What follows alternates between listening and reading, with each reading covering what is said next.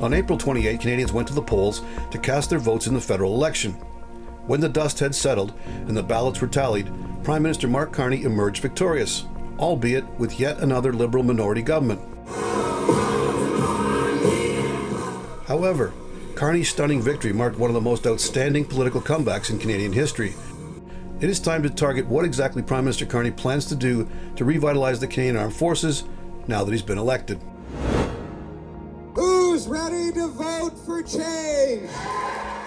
Just weeks earlier, odds makers had Pierre Poilievre's Conservative Party enjoying a commanding 27-point lead over the seemingly hapless Liberals. I intend to resign as party leader, as Prime Minister.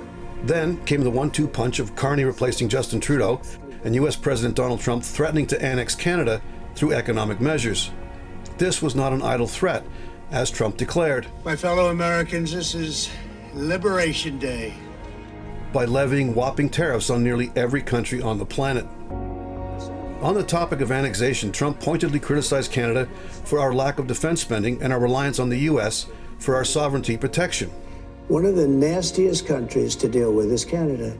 This, coming from the very individual threatening us with annexation, is rich.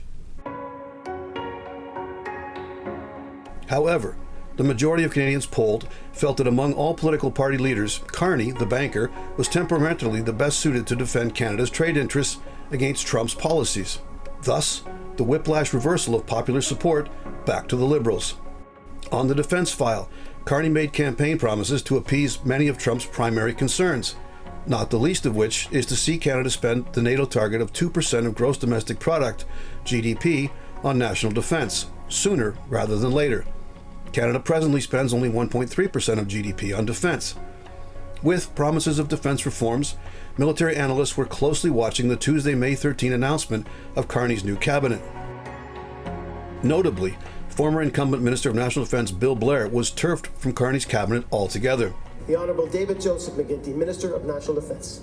His successor, David McGuinty, has served as a Member of Parliament since first elected in 2004. Under the Trudeau government, McGuinty rose to Public Safety Minister last December. I, David Joseph McGuinty, do solemnly and sincerely promise. An environmental lawyer by profession, McGuinty's resume does not mention any military service. From 2017 to 2024, McGuinty was the first chair of the National Security and Intelligence Committee of Parliamentarians, an agency which oversees Canada's intelligence services. Thus, McGuinty brings a modicum of cabinet experience and a modicum of intelligence awareness to his new defense portfolio. Given the magnitude of the problems currently plaguing Canada's Defense Department, McGuinty will have an uphill task. Here is a short summary of the challenges facing our new minister.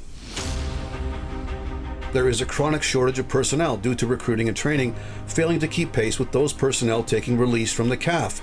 Weaponry, equipment, vehicle fleets, and warships are aging out and often unserviceable.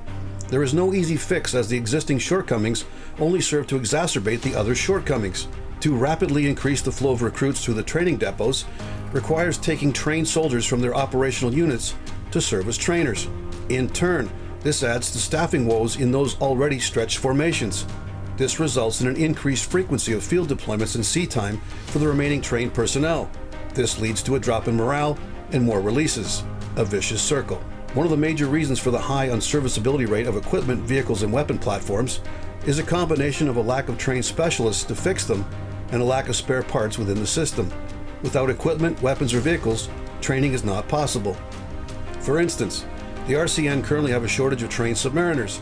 As a result, only one of Canada's 4 Victoria-class submarines has been at sea over the past 2 years.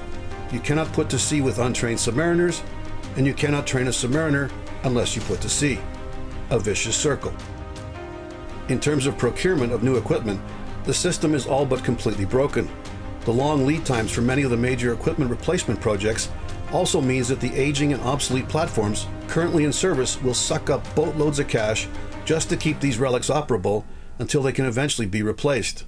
Prime Minister Carney has called for a pay increase for military personnel and a rapid push to furnish CAF members with decent, affordable housing. It would be a smart start, but McGuinty is going to need a lot of support from Carney's Liberal government to truly right the CAF ship. He will need a proverbial big broom because, in the prophetic words of Marty Huggins in the Hollywood comedy movie The Campaign, Things are a mess It's a myth. This has been On Target. I'm Scott Taylor.